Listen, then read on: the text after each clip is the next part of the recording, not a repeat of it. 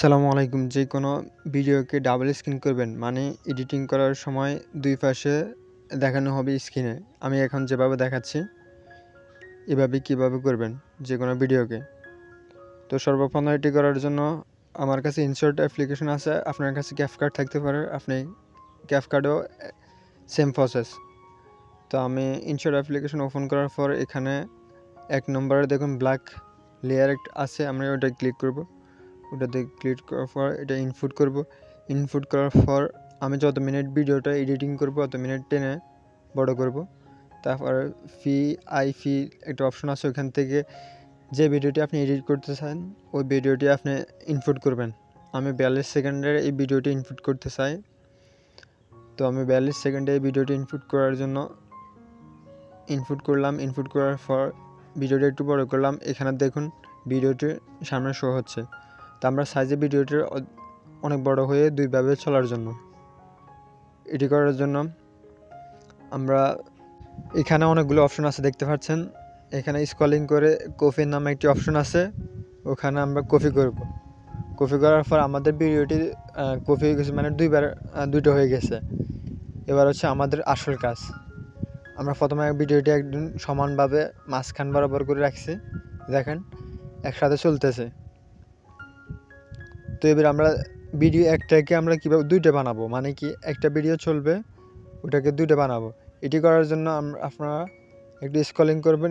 Scrolling করার পর এখানে দেখুন মাস্ক নামে একটি অপশন আছে ওই পাশে, এই অপশনে আপনারা ক্লিক করবেন। ক্লিক করার পর আমি ক্লিক করার পর এখানে 3 নম্বরে একটি অপশন আছে। প্রথম 3 নম্বর যেটা আছে এটি আমরা করব।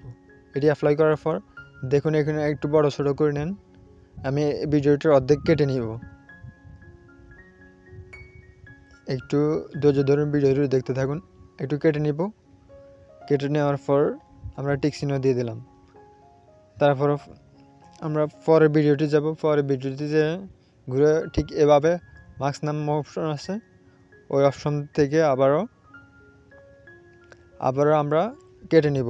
মানে কি এখান থেকে যতটুকু বাদে যেগুলো আছে উপরের এগুলো আমরা কেটে মানে দ্বিতীয় ভাগ করব ভিডিওর। এবার আপনি আপনার মতো করে কাস্টমাইজ করে নেবেন কেটে নেওয়ার পর। তো আমি একটু সমান করে দুটাই সমান করে স্ক্রিনে বড় করে দিই। তো আপনারা আপনাদের মতন করে করবেন।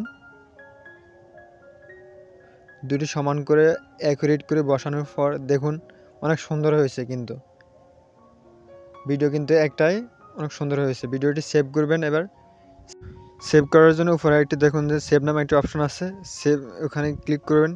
ভিডিওটি সেভ হওয়া শুরু করছে। এবার আমরা গ্যালারিতে গিয়ে দেখব ভিডিওটি কেমন হয়েছে।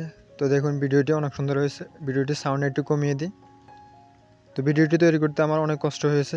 ভিডিওটিতে একটি লাইক দিয়ে চ্যানেলটি অবশ্যই সাবস্ক্রাইব করবেন। আর পরবর্তী ভিডিও কী নিয়ে দেখতে চান অবশ্যই কমেন্ট করে জানাবেন। ধন্যবাদ সবাইকে।